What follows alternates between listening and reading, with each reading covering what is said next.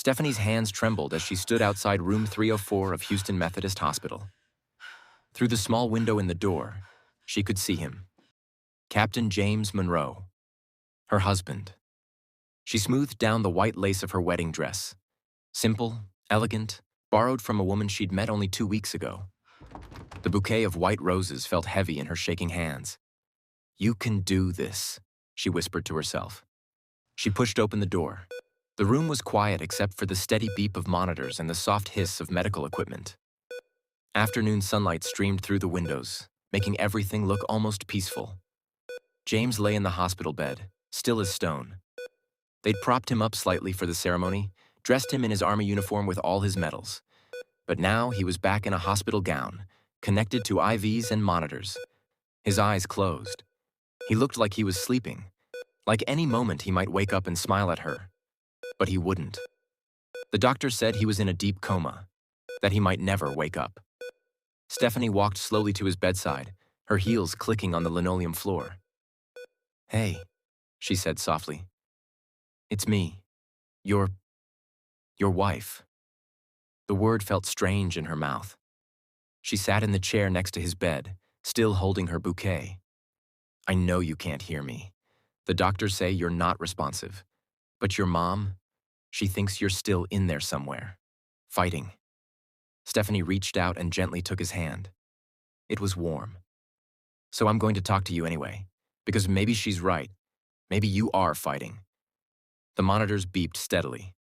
"I'm Stephanie," she continued. "Stephanie Thompson. Well, Stephanie Monroe now, I guess. We got married about an hour ago. You were there, but you probably don't remember." She laughed, but it came out broken. "This isn't how I imagined my wedding day. I never really imagined getting married at all. Foster kids don't usually dream about white dresses and happily ever after. We're too busy surviving." She stared at his face. Strong, handsome, peaceful. "Your mom showed me pictures of you, before the accident. You were, God, you were really something, always smiling, always helping people. They said you saved 3 kids from a burning house, that you got hurt protecting a witness." Her voice cracked. "You're a real hero, a genuine good person." Stephanie wiped her eyes. "I'm not a hero. I'm just a girl who got humiliated 99 times by her own family and was stupid enough to keep hoping they'd love me." She squeezed his hand. "But you know what? Being married to you, even like this, is better than being with any of them. At least you fought for something real." The door burst open. Stephanie jumped to her feet as 2 men in suits stormed in. "Ms. Thompson," one of them said, "you need to come with us, now." "How did you get in here?" Stephanie backed toward James's bed. "This is a private room. Derek Williams sent us. He needs to speak with you. It's urgent." Stephanie's blood ran cold. "Derek? What does he want?" "That's between you and him. Let's go." The man reached for her arm. "Don't you dare touch me." Stephanie's voice rose, that fire finally exploding. "I just got married. You can't just— Security!" A nurse's voice rang out from the hallway. "Security to room 304. The 2 men hesitated, exchanged glances, then backed toward the door. "Tell Derek Williams," Stephanie said, her voice shaking with rage, "that I have nothing to say to him. Not now, not ever. And if he sends anyone after me again, I'll press charges for harassment." The men left just as hospital security arrived. Stephanie collapsed back into the chair, adrenaline making her shake. She looked at James, still peacefully unconscious. "So that's my ex-boyfriend," she said with a bitter laugh. "Real piece of work, right? I bet you're glad you're resting so you don't have to deal with this mess." She let out a small laugh. Great, this was her life now, talking to a man who couldn't hear her. She wanted to scream, shout, run away, but she was stuck. Was this the end of her life as she knew it?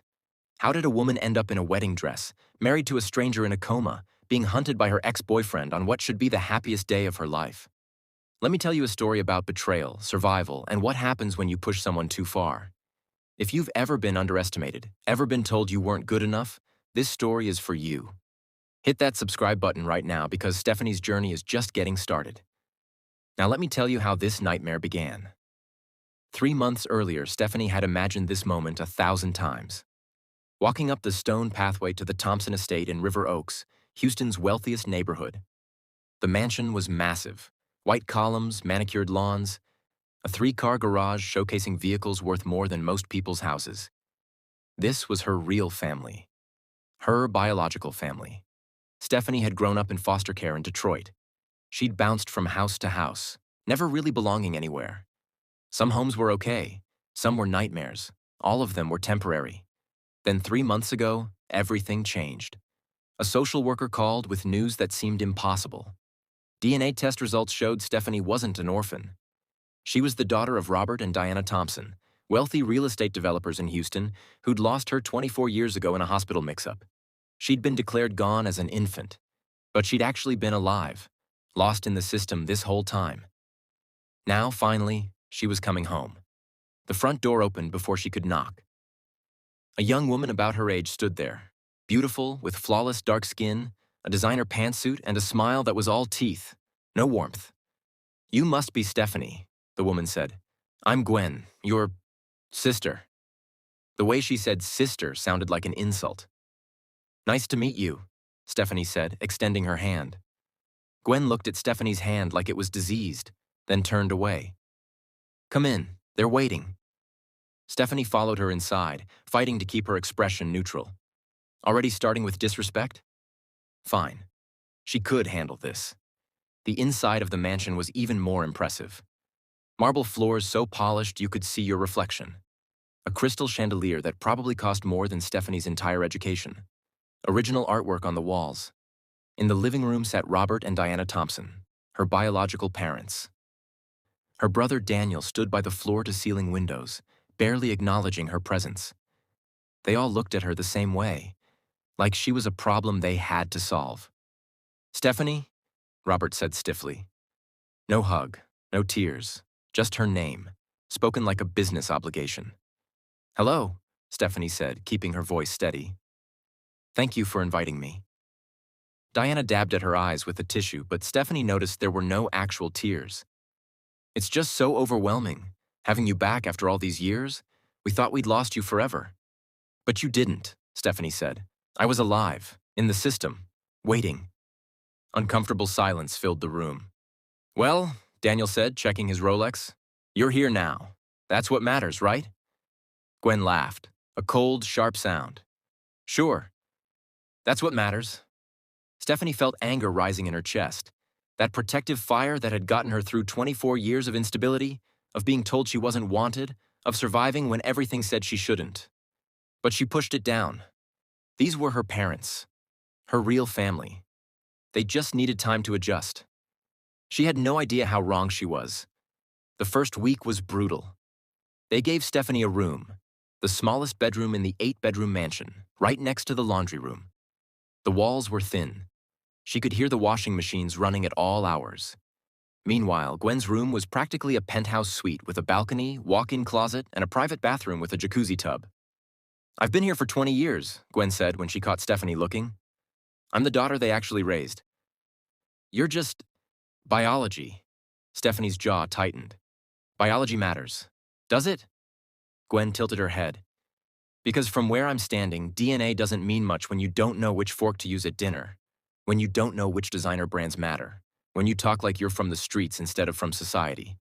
"I am from the streets," Stephanie said, her voice hard. "That's what foster care is. I survived things you can't even imagine." "What have you survived, Gwen? A bad manicure appointment?" Gwen's smile disappeared. "Careful, Stephanie. You're a guest in this house.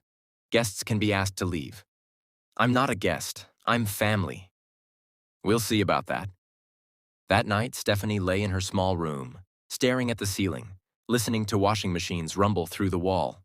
She wanted to scream, to fight, to tell them all exactly what she thought of their fake family and their conditional love. But she had nowhere else to go. No money. No backup plan. So she stayed quiet. For now. The real nightmare started 2 weeks later at a family dinner. Gwen set down her fork and looked directly at Stephanie with calculating eyes. "I have a proposition for you, Stephanie." Stephanie looked up from her plate. "What kind of proposition?" Gwen pulled out a folded piece of paper from her Chanel purse and slid it across the dining table. "A bet." "A bet?" Stephanie picked up the paper. It was a contract, professionally written, legally binding. I bet that I can take everything from you, Gwen said calmly, like she was discussing the weather. Your room, your possessions, even the people you care about. If I succeed 9 times in a row, you leave this house forever and never come back. Stephanie stared at her. Are you serious right now? Completely serious. Gwen sipped her wine. But if you win even once, if you manage to keep something I want, then I'll leave instead. I'll walk away from this family, sign away any inheritance rights, and you'll have them all to yourself. Stephanie looked at Robert and Diana. You're hearing this, right? Your daughter wants to make a BT about whether I can stay in this family? Robert cleared his throat. Stephanie, perhaps it would be good to settle things, establish boundaries. Boundaries? Stephanie's voice rose. This isn't about boundaries. She wants to play games with my life. If you're so confident you belong here, Gwen said smoothly, then you should have no problem winning. Unless, she paused dramatically. Unless you know, deep down, that you don't belong here, that you're just a foster kid pretending to be one of us. Every instinct in Stephanie's body screamed at her to walk away. This was manipulation. This was a trap. But the thought of Gwen leaving, of finally having a real family without this poison in it. Fine, Stephanie said, grabbing a pen. I'll sign your stupid contract. Gwen's smile was triumphant. Excellent. Let the games begin. Stephanie signed her name, sealing her fate for the next 3 months of torment. The first 3 rounds happened fast. Round 1. Gwen decided she wanted Stephanie's room for her meditation space. She claimed the sound of the laundry machines helped her focus. Robert sided with Gwen immediately. It's important for Gwen's mental health, Stephanie. You understand? Stephanie moved to an even smaller room in the basement. No windows, just concrete walls and the smell of mildew. She wanted to scream, to fight. But the contract said she had to comply with each challenge, or she'd forfeit everything. So, she moved. Round 2. Stephanie had found a stray dog outside the mansion, a sweet pit bull mix she named Lucky. The dog had followed her home one evening, and for the first time since arriving in Houston, Stephanie felt like she had something that was truly hers, something that loved her unconditionally. Gwen suddenly developed a severe allergy to dogs. Diana made Stephanie take Lucky to a shelter. We can't have animals affecting Gwen's health, sweetheart. Surely you understand. Stephanie held Lucky at the animal shelter, tears streaming down her face as she said goodbye to the one living creature that had shown her unconditional love. I'm so sorry, she whispered into Lucky's fur. I'm so sorry, baby. Round 3.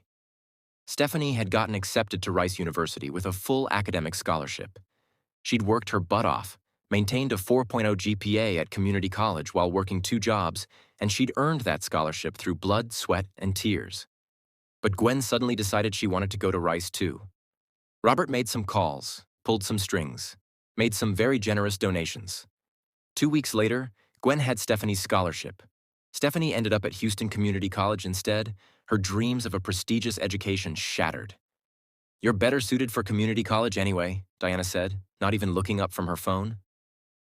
It's more your level. Stephanie's hands shook with rage, but she didn't explode. Not yet. By round 8, Stephanie had lost everything that mattered. Her room, her dog, her education, her dignity. The family didn't even pretend to care about her anymore. They stopped inviting her to family dinners, stopped asking about her day, stopped acknowledging she existed unless Gwen needed her for another round of humiliation. But round 9? That was the cruelest one yet. Stephanie met Derek Williams at the Houston Community College Library on a rainy Tuesday in September. He was tall, dark-skinned, with warm brown eyes, an easy smile, and a gentleness that made Stephanie's guarded heart crack open just a little. He said he was a scholarship student too, working 2 jobs to pay for school while helping support his family back in Louisiana. They bonded over late-night study sessions, shared dreams of making something of themselves despite their circumstances, and the exhausting reality of being underestimated everywhere they went. Derek seemed to understand her in ways no one else did. He listened when she talked. He remembered small details about her life. He made her feel seen. For the first time since coming to Houston, Stephanie felt valued, wanted, like she mattered to someone. After 3 months of friendship and slowly growing feelings, Derek asked her to be his girlfriend at a small coffee shop near campus.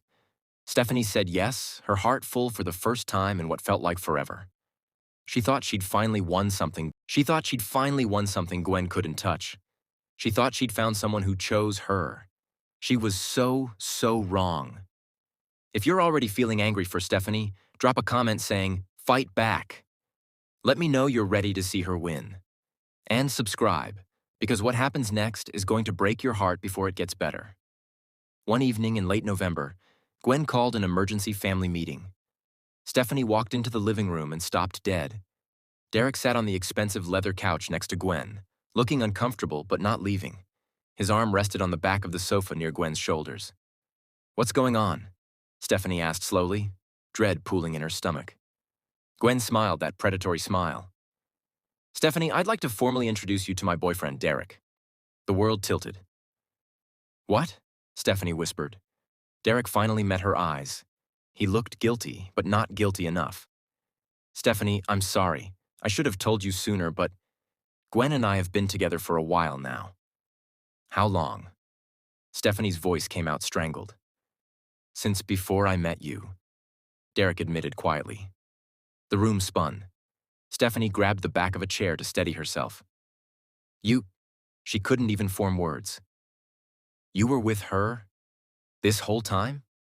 "Derek and I had a little disagreement," Gwen said, examining her nails casually. "I suggested he explore his options. See what else was out there. Turns out nothing else compared to what we have. Right, baby?" Derek shifted uncomfortably. "Gwen, you said you'd..." "Said I'd what?" Gwen's voice turned sharp. "Be gentle? Why?" "She needs to hear the truth." Stephanie looked at Derek, the man she'd trusted, maybe even loved. "Tell me she's lying." Derek looked away. "I'm sorry, Stephanie. My family, we're struggling financially. Gwen offered to help if I helped her with the bet."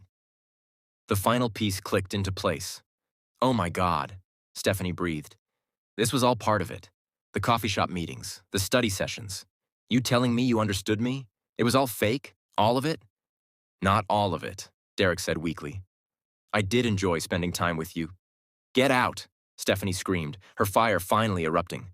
"Get out of my sight before I do something we'll both regret." "Stephanie, please," Diana started. "And you." Stephanie whirled on her mother. "You sat here and watched this happen. You all knew." Daniel looked up from his phone, smirking. "That's 8 losses, Stephanie. Just one more and you're out of our lives for good." Gwen stood up gracefully, smoothing her designer dress. "Stephanie, don't you want to know what the 9th bet is?" "I don't give a damn what it is." "Oh, I think you will." Gwen walked closer, her heels clicking on the marble floor. "The 9th bet is simple. Derek chooses. Right here, right now. If he chooses you, I leave this family forever, just like the contract says. But if he chooses me..." Her smile widened. "You marry Captain James Monroe." Stephanie's blood turned to ice. "Who is Captain James Monroe?" Robert cleared his throat. "He's a decorated war hero, Army Ranger. He was critically injured 6 months ago while protecting a witness in a criminal trial. He's been in a coma ever since at Houston Methodist Hospital." "Why would I..." "His family is looking for someone to marry him," Diana explained, her voice detached, clinical. "For comfort. They believe having a wife might help him fight to wake up. But if he doesn't..." She trailed off meaningfully. "Then I'd be a 24-year-old left alone." Stephanie finished, her voice hollow. "You want me to marry a man who might not make it." "The Monroe family is very influential in Houston," Robert said. "Very wealthy. They've been putting pressure on prominent families with eligible daughters for months. When we mentioned we had you..." "You offered me?" Stephanie's voice dropped to something dangerous. "You offered me up like a sacrifice?" "We offered Gwen first," Diana said quickly. "But we couldn't bear the thought of her wasting her youth on a man who might never wake up. So we suggested you as an alternative." The betrayal hit Stephanie like a physical blow. They didn't just not love her. They saw her as disposable. as something to be used and thrown away. Stephanie, Gwen said sweetly, all you have to do is win this last round. Get Derek to choose you over me, and you'll never have to see me again. Isn't that what you want? Stephanie looked at Derek. He stood up slowly, and for one brief, stupid moment, Stephanie thought she saw genuine regret in his eyes. Then he walked over to Gwen and took her hand. I choose Gwen, Derek said. I'm sorry, Stephanie, but my family needs the financial help Gwen's offering. It's nothing personal. The room erupted. Daniel laughed, cruel and mocking. Gwen's smile was triumphant. Even Diana looked relieved. That's 9, Gwen announced victoriously. You lost, Stephanie. Time to marry that man in a coma and get out of our lives forever. But Stephanie didn't cry. She didn't scream. She just stood there, something fundamental shifting inside her. The scared foster kid who'd been desperate for love ceased to exist in that moment, and someone new was born. Someone who'd had enough. Fine, Stephanie said quietly. Everyone stopped celebrating. What? Gwen looked confused. I said fine. I'll marry Captain Monroe. Stephanie turned to Robert, her voice calm but deadly. But I want something in exchange. Robert raised an eyebrow. You're hardly in a position to negotiate. Aren't I? Stephanie smiled, cold and sharp. The Monroe family is desperate, right? You said they've been pressuring prominent families for months. Nobody wants to marry a man in a coma. Nobody wants to risk being left alone so young. But I'll do it, if you give me Grandma Thompson's properties. Robert's face turned purple. Those properties are worth millions. 2 historic buildings in downtown Houston? 8 million, to be exact, Stephanie said. I did my research, and they're just sitting there empty while you and Diana fight over who gets to inherit them when Grandma passes. So here's my offer. Sign them over to me now, and I'll marry Captain Monroe. I'll be the dutiful daughter-in-law the Monroe family needs. I'll play my part perfectly. This is insane, Gwen jumped up. Dad, you promised me those properties. I promised to consider it, Robert said slowly. Looking at Stephanie with new eyes, seeing her clearly for the first time. You can't be seriously thinking about this. Gwen's voice rose to a shriek. But Robert was thinking about it. Stephanie could see the calculations happening behind his eyes. The Monroe family was powerful. General Thomas Monroe had connections to the governor, to Houston's elite, to people who could make or break Robert's business ventures. Refusing them had consequences. But so did giving Stephanie $8 million in property. The Monroe family needs this marriage to happen quickly, Stephanie pressed. Captain Monroe's grandfather is heartbroken. He's 87 years old, a decorated general who can't handle the thought of his grandson not making it while alone. You told me yourselves, they're pushing hard for this wedding. She crossed her arms. So either I get those properties, or I walk away right now, and you can explain to General Monroe why you couldn't deliver a bride. The room went silent. This wasn't the scared foster girl they'd been manipulating for 3 months. This was someone who'd learned to play their game, and play it better. Robert and Diana exchanged a long look. Some silent conversation happened between them. Finally, Robert nodded slowly. Fine. But those properties are currently set to transfer to Gwen upon your grandmother's passing. We'll need to change the paperwork. I want it done before the wedding, Stephanie said. Legally binding, notarized, no loopholes, no takebacks. Agreed. And one more condition. Diana sighed heavily. What now? The marriage stays secret until after it's done. Gwen and Derek don't get to know when or where the ceremony happens. This is between me, you, and the Monroe family. Gwen frowned. Why would you? Not your concern. Stephanie cut her off with ice in her voice. Do we have a deal or not? Robert extended his hand across the table. Deal. Stephanie shook it, her grip firm and steady. As she walked out of the room, she heard Derek call after her. Stephanie, wait. She didn't even slow down. She was done being their victim. If they wanted to force her into a marriage with a man in a coma, fine. She'd do it. But she'd do it on her terms, with her conditions, and she'd make damn sure she came out on top. What Stephanie didn't know was that this marriage would change everything, in ways none of them could possibly imagine. That night, Stephanie lay in her basement room. staring at the water-stained ceiling, her mind racing. Her phone buzzed. Unknown number. She opened the text.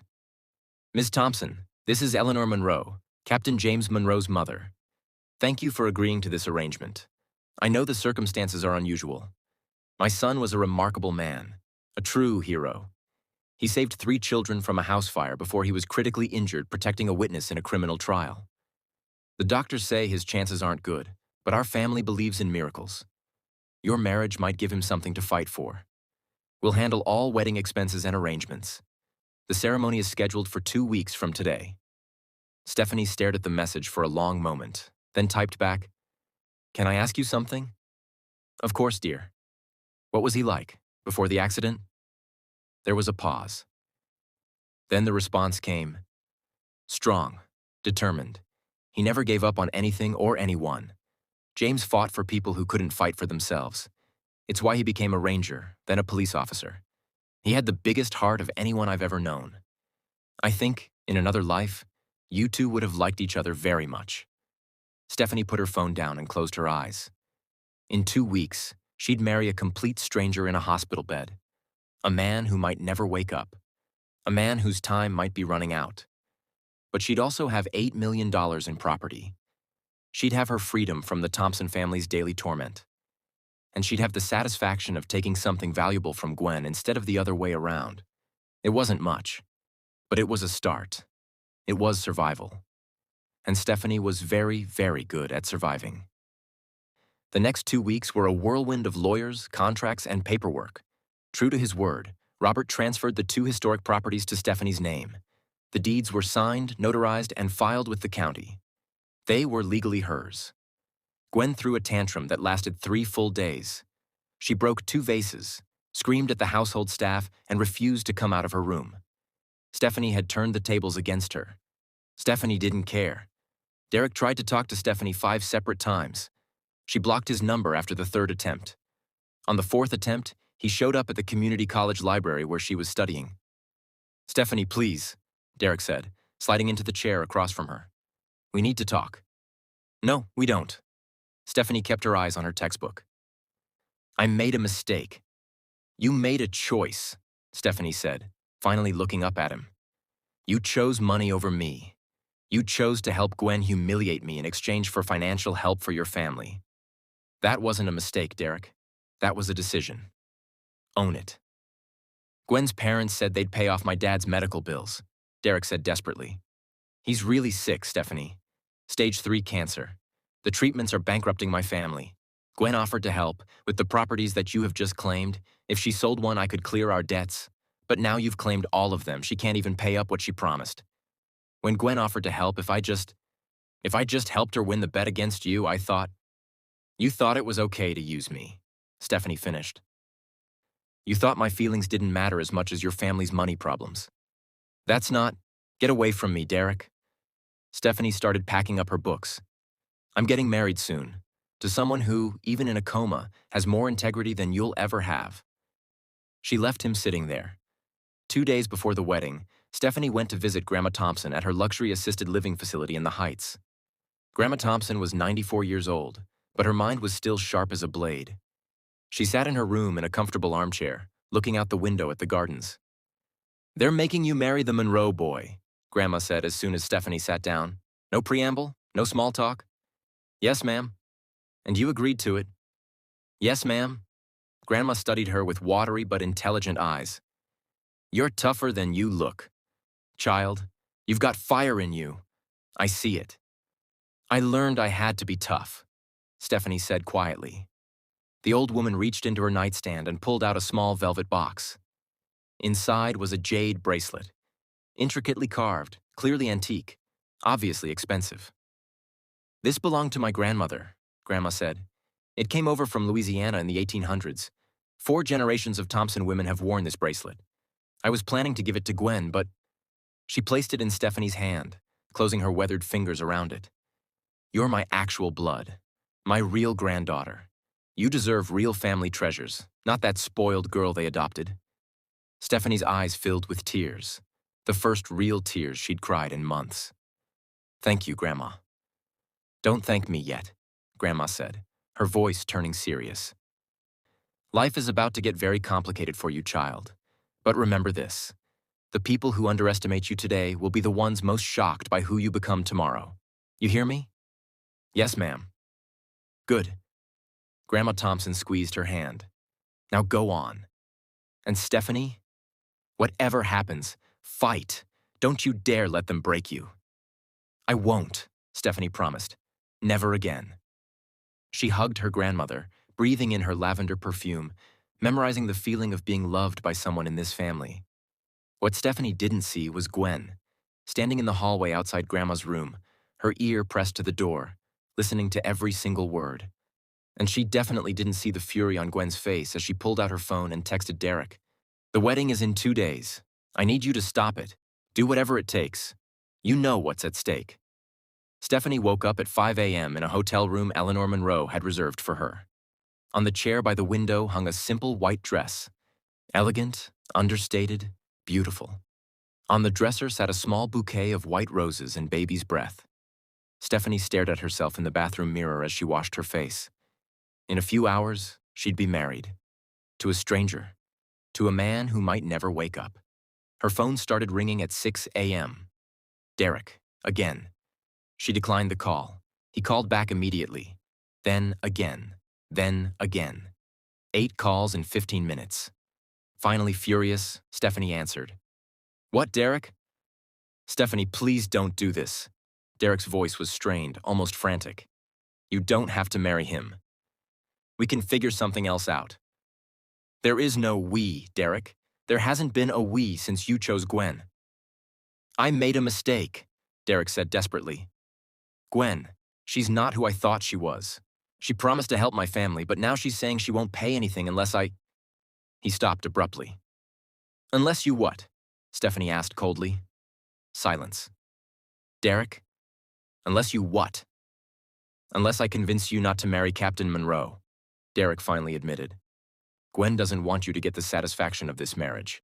She wants you to back out, embarrass yourself in front of the Monroe family, lose your credibility, and have her properties back. And there it was. The truth. Derek didn't want her back because he loved her. He wanted to stop the wedding because Gwen was pulling his strings like a puppet. Let me make something very clear, Stephanie said, her voice like steel. I don't care what Gwen wants. I don't care what you want. In 3 hours, I'm marrying James Monroe. And there's nothing either of you can do to stop me. Stephanie, tell Gwen she lost. Again. I'm never backing out of this marriage if it means holding on to those properties she loves so much. I win. She hung up and blocked his number. At 7:30 a.m., Stephanie put on the white dress. It fit perfectly, like it had been made for her. She looked at herself in the mirror. She looked like a bride. She felt like a warrior going into battle. At 8 a.m., Eleanor Monroe knocked on her hotel room door. Eleanor was tall, elegant, in her early 50s, with kind eyes and the posture of someone who'd survived real hardship with grace intact. She wore a simple navy dress and pearl earrings. You look absolutely beautiful, sweetheart, Eleanor said softly, her eyes glistening. Thank you for all of this, Stephanie said, gesturing to the dress, the flowers, everything. No, honey, thank you. Eleanor took Stephanie's hands in hers. I know this isn't a conventional situation. I know you have your own reasons for agreeing to this, and that's okay. That's between you and God. But I want you to know, my son can't speak for himself right now. But if he could, I know James would want to meet you properly. He'd want to do this right, with courting and dating and all the things young people deserve. Her voice cracked slightly. This isn't the wedding either of you deserve, but it's all we have right now. And I'm grateful, so grateful, that you're giving us this chance. Stephanie squeezed Eleanor's hands, surprised by the genuine warmth she felt from this woman. Then let's make it count. They went downstairs where a black town car waited, a small white ribbon tied to the antenna. As they drove through Houston's morning traffic toward the hospital, Stephanie watched the city wake up through the tinted windows. This was really happening. She was about to marry a man she'd never met, a man who might never wake up, a man whose time might be running out. But she was doing it as a free woman, not as the Thompson family's victim, not as their disposable sacrifice. That had to mean something. Suddenly, the car swerved violently to the right. "What's happening?" Stephanie grabbed the door handle as the driver cursed. Two black SUVs had appeared out of nowhere, boxing in their town car and forcing it toward the shoulder of Highway 59. The driver tried to maneuver away, but there was nowhere to go. They were trapped. The town car screeched to a stop on the shoulder, cars whizzing past them on the highway. Both SUV doors opened. 4 men in dark suits stepped out. Big men who looked like hired muscle. "Oh, God," Eleanor breathed, already reaching for her phone. Stephanie's door was yanked open from outside. One of the men reached in. "Ms. Thompson, you need to come with us, now." "Who are you?" Stephanie demanded, that fire blazing to life. "We work for Derek Williams. He sent us to bring you to him. He says it's urgent, a matter of life and death."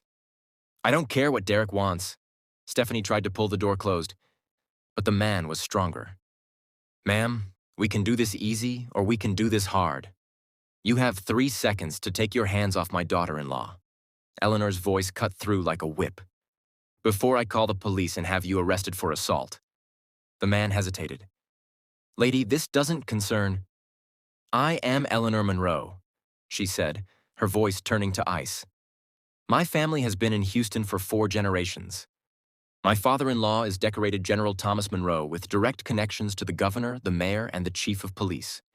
You just forcibly stopped a vehicle and assaulted my son's bride on her wedding day." Eleanor held up her phone. "I have emergency services on speed dial and a lawyer on retainer. So here's what's going to happen. You're going to step away from this car, get back in your vehicles, and disappear. Or I will make it my personal mission to see you prosecuted to the fullest extent of the law." The men exchanged uncertain glances. A third black vehicle appeared, this one with Monroe Security emblazoned on the side in gold letters. 4 men stepped out. They were even bigger than Derek's hired muscle, and they looked like former military. "Mrs. Monroe?" the head of security said calmly. "Is there a problem?" "Yes, Daniel. These men just attempted to force my daughter-in-law out of our vehicle." Daniel and his team moved forward with practiced efficiency. Suddenly, Derek's hired muscle didn't look so confident anymore. It was a misunderstanding." "Leave," Daniel said quietly. "Now, before this becomes a police matter and a very public scandal." The men scrambled back into their SUVs and took off. Eleanor helped Stephanie straighten her dress and fix her veil, which had gotten messed up in the struggle. "Are you all right, sweetheart?" Eleanor asked, her hands gentle. Stephanie was shaking, but not from fear. From pure, white-hot rage. "They tried to force me out of the car," she said, her voice trembling with fury. "On my wedding day. Derek and Gwen actually tried to stop this." "Yes, they did," Eleanor said grimly, her own anger carefully controlled. "Which means they're desperate. Which means you're winning, Stephanie. So let's go finish this, shall we?" Stephanie took a deep breath, centering herself, calling on every ounce of strength she'd built up over 24 years of survival. "Yeah," she said, "let's go get married." They arrived at Houston Methodist Hospital 30 minutes late but safe. Eleanor led Stephanie through a private entrance, away from the main lobby, up an elevator to the 3rd floor. The chapel was small and intimate, tucked away in a quiet corner of the hospital. Soft light filtered through stained glass windows. Someone had decorated it simply but beautifully with white flowers and candles. Inside waited James's father, William Monroe, a distinguished man in his 50s with kind eyes and his son's strong jawline. Next to him stood General Thomas Monroe, James's grandfather, 87 years old but still standing straight and tall, his chest covered in military medals. And at the front of the chapel, positioned carefully near the altar, was Captain James Monroe in a wheelchair. Stephanie's breath caught in her throat. She'd expected someone who looked halfway gone. Tubes and machines and the gray pallor of someone fading. Instead, she saw a man who looked like he was sleeping. James was deeply handsome. Strong features, close-cropped hair, broad shoulders even in his weakened state. They dressed him in his army dress uniform, the dark blue fabric crisp and perfect, medals gleaming on his chest. "He looks," Stephanie whispered. "Alive," Eleanor finished softly. "Because he is alive, sweetheart. The doctors say he's not responsive, but we don't believe that. We can't believe that. He's still in there, still fighting." A hospital chaplain stood near the altar. an older black man with kind eyes and a warm smile. "Shall we begin?" he asked gently. Stephanie walked slowly down the aisle, her heels clicking softly on the tile floor. This wasn't how she'd imagined her wedding. No big church. No crowd of friends, no romantic music or flower girls or any of the things she'd secretly dreamed about as a little girl in foster care. But this was her reality now. She reached the front of the chapel and stood next to James's wheelchair. Up close, she could see his chest rising and falling with each breath, could see the faint stubble on his jaw, could see the way his eyelashes rested against his cheeks. He looked peaceful. The chaplain began. "Dearly beloved, we are gathered here today in the sight of God and these witnesses to join together, Stephanie Marie Thompson and James Daniel Monroe, in holy matrimony." Stephanie barely heard the words. She couldn't stop looking at James. This man had saved children from a burning building, had been critically injured protecting an innocent witness, had lived his life fighting for people who couldn't fight for themselves. And now he was here, trapped in his own body, unable to speak or move or defend himself. "The couple has chosen to exchange traditional vows," the chaplain said. "Since Captain Monroe is unable to speak them himself, his mother Eleanor will speak on his behalf." Eleanor stepped forward, tears already streaming down her face. "I, James Daniel Monroe," she said, her voice shaking but clear, "take you, Stephanie Marie Thompson, to be my lawfully wedded wife, to have and to hold, from this day forward, for better or for worse, for richer or for poorer, in sickness and in health, until death do us part." Now it was Stephanie's turn. She looked down at James, and something shifted in her chest, something she didn't quite understand yet.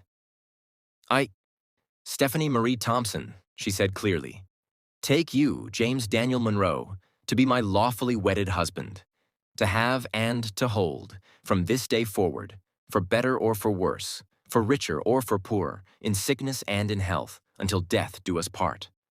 And she meant it. Every word. The chaplain handed her a simple gold wedding band.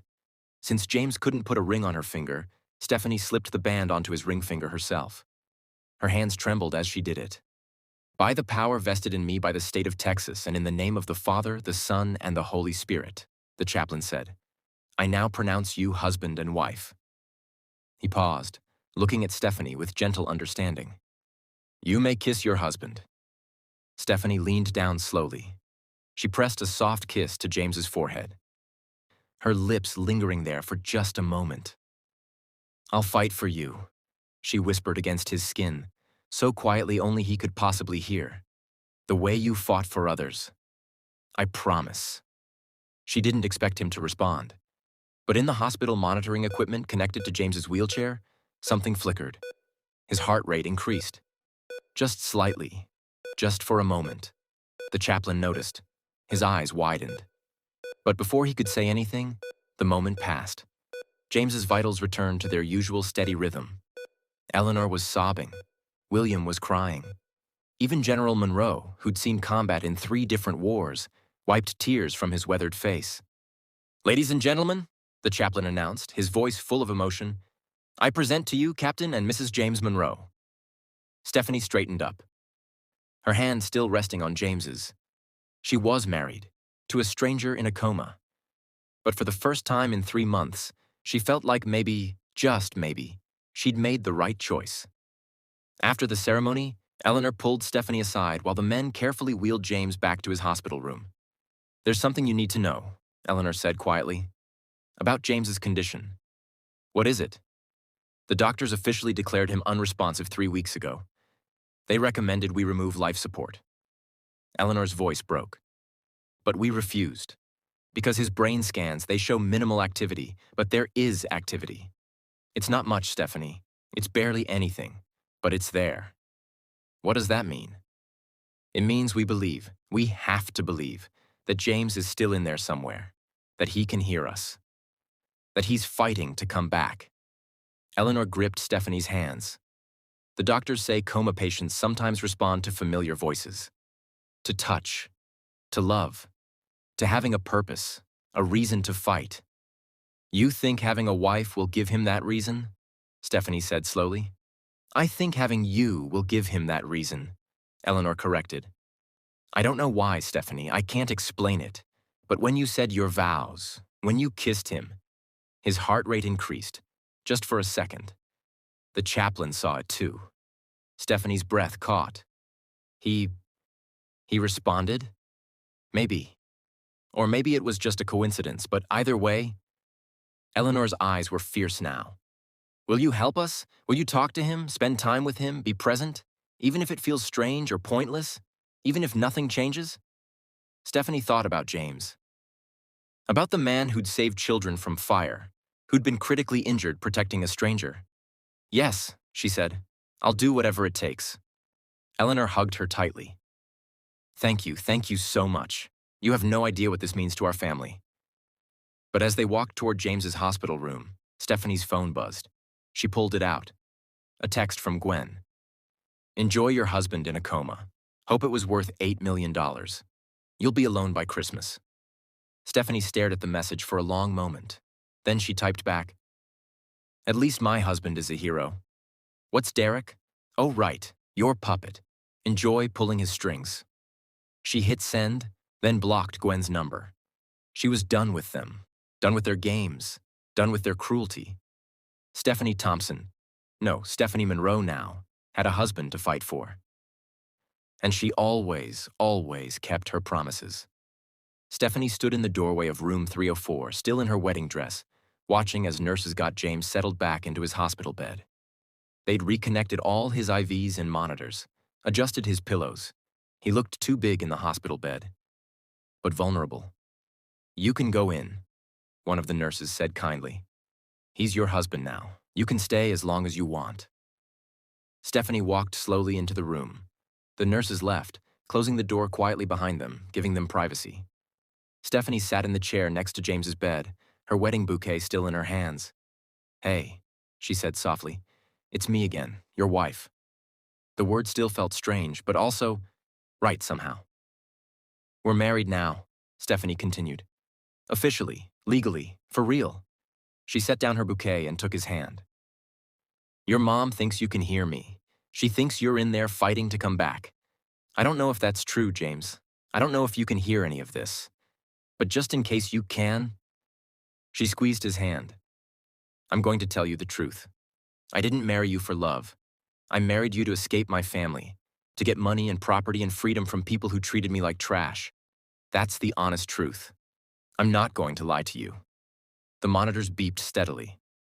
But here's the other truth, Stephanie said, her voice getting stronger. Even though this marriage started as a transaction, I meant those vows, every word. I'm your wife now, James Monroe. And that means something to me. It means something. She stood up and leaned over the bed rails, looking at his peaceful face. So I'm going to fight for you. I'm going to come here every day and talk to you and help with your therapy and do whatever your mom says might help. Not because I have to. Not because anyone's making me. But because you deserve someone in your corner fighting as hard for you as you fought for other people your whole life. Stephanie pressed another kiss to his forehead. Come back, she whispered. Whenever you're ready, come back, and I'll be here waiting. She settled back into the chair, still holding his hand. And that's where Eleanor found her an hour later, still in her wedding dress, still holding James's hand, talking softly to him about her childhood in foster care, about the books she loved, about her dreams for the future. Eleanor stood in the doorway watching for a long moment, tears streaming down her face. This strange, wounded girl might just be exactly what her son needed. And maybe, just maybe, James was exactly what Stephanie needed too. Stephanie woke up the morning after her wedding with a strange feeling in her chest. She wasn't in the basement of the Thompson mansion anymore. She was in a hotel room Eleanor had kept reserved for her, paid for by the Monroe family for as long as she needed it. On the nightstand sat her wedding bouquet from yesterday, already starting to wilt. Next to it, her phone showed 23 missed calls from blocked numbers. Derek and Gwen. Stephanie deleted them all without listening and looked at her left hand. The simple gold band caught the morning light. She was married. To Captain James Monroe. A man in a coma who might never wake up. A stranger who'd become her escape route and, somehow, her responsibility. But as she got dressed and headed to the hospital, Stephanie realized something. She didn't feel trapped. For the first time in 3 months, she felt free. "Good morning, Mrs. Monroe," the nurse at the third-floor desk said warmly. "Mrs. Monroe?" Stephanie smiled despite herself. "Good morning." She walked down the hallway to room 304 and pushed open the door. Eleanor was already there, sitting beside James with 2 cups of coffee. "Good morning, sweetheart," Eleanor said, standing to hug her. "I brought you coffee, cream and 2 sugars, right?" You remembered. Stephanie was touched. Diana Thompson had never once asked how she took her coffee. "You're family now," Eleanor said simply. "This is what family does." Stephanie sat in the chair on the other side of James's bed and looked at him.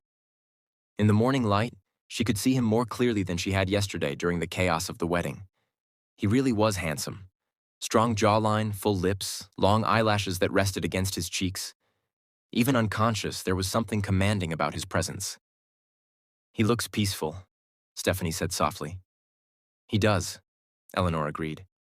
"But I know my son. James hates being still.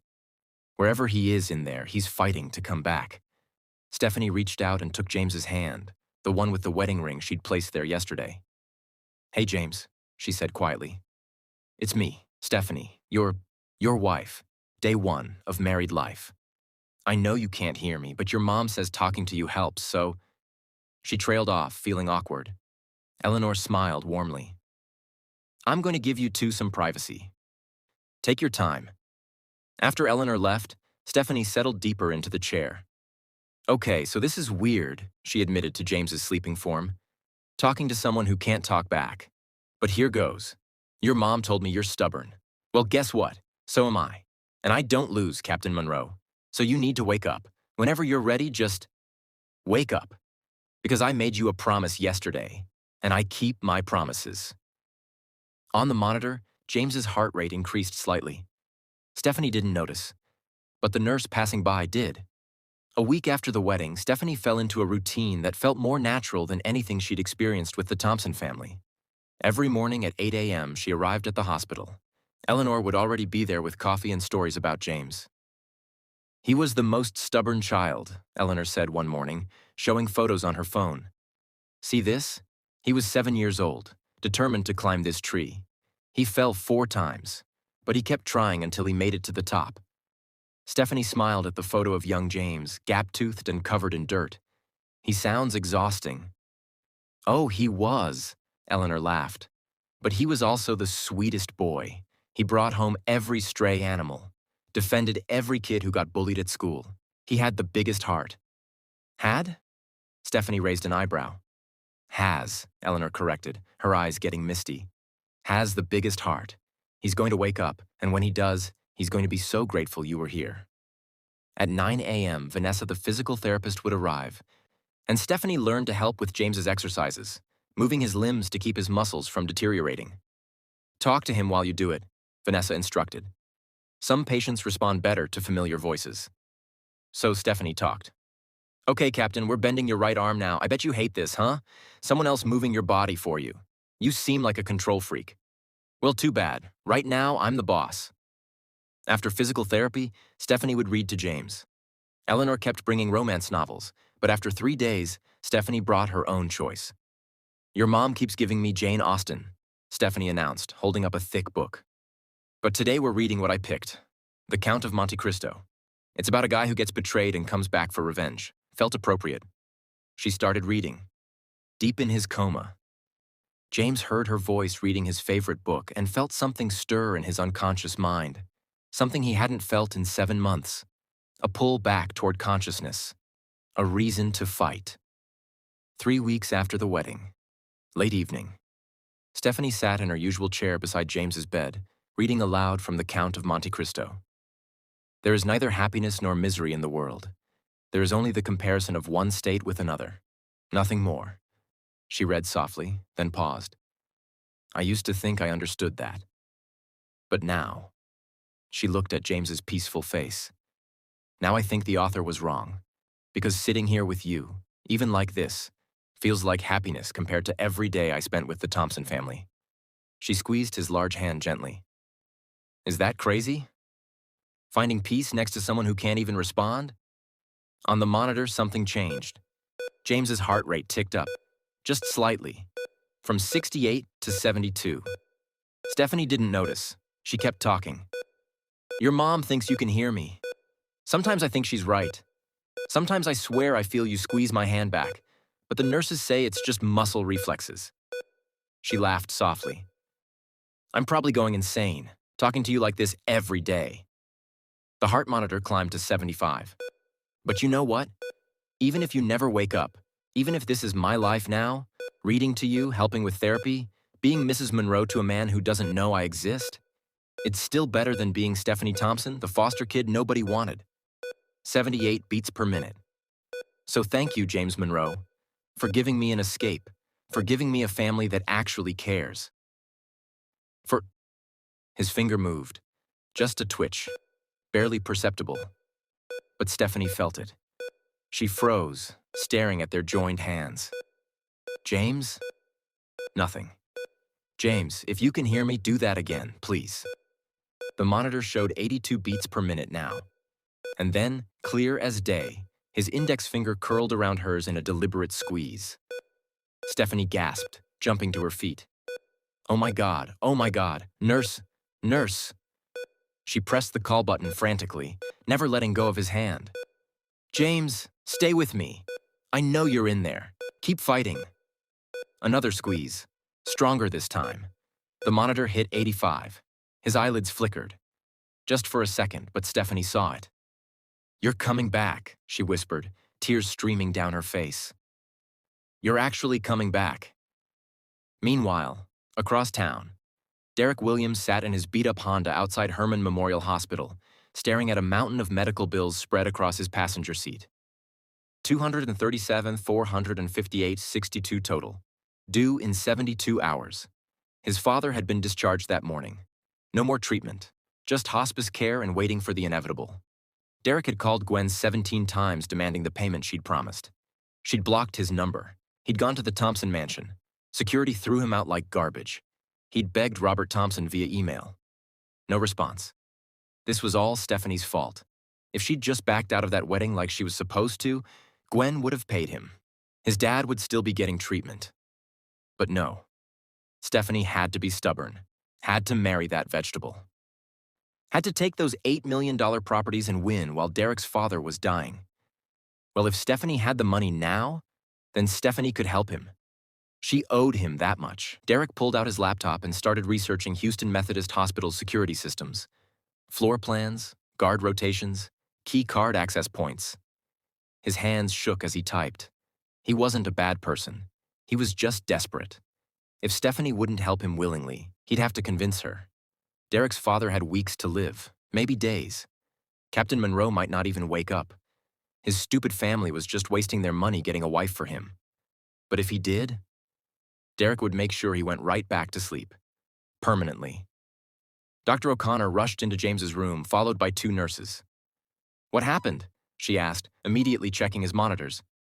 He squeezed my hand, Stephanie said breathlessly. Twice, and his eyes moved. I saw them. Dr. O'Connor pulled out her pen light, checking James's pupils. James? James Monroe, can you hear me? No response. She lifted his eyelid gently, shining the light. His pupil contracted. Dr. O'Connor's eyes widened. That's new. That's a voluntary response. What does that mean?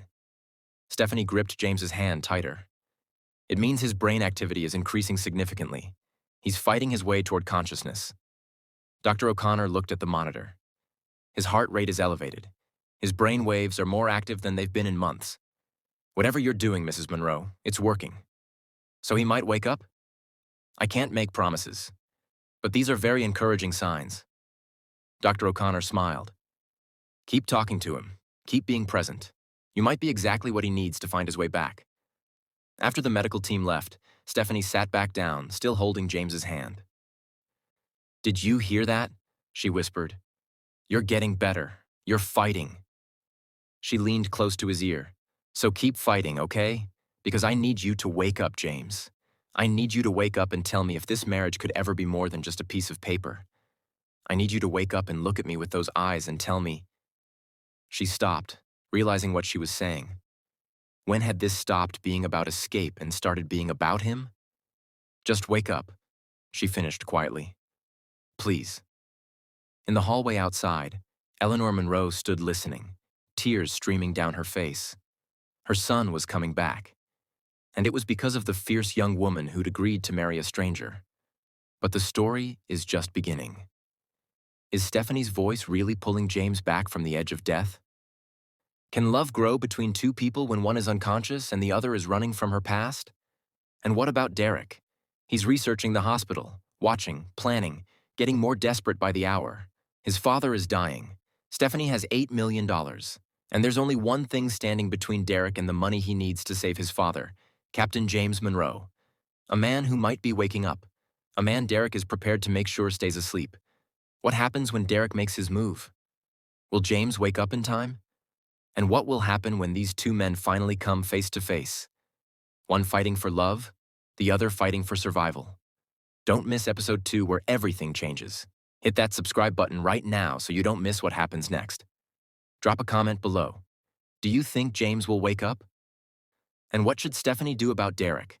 Ring that notification bell because episode 2 drops next week and you do not want to miss it. This is about to get intense. Thanks for watching, and I'll see you in the next episode at the same time next week.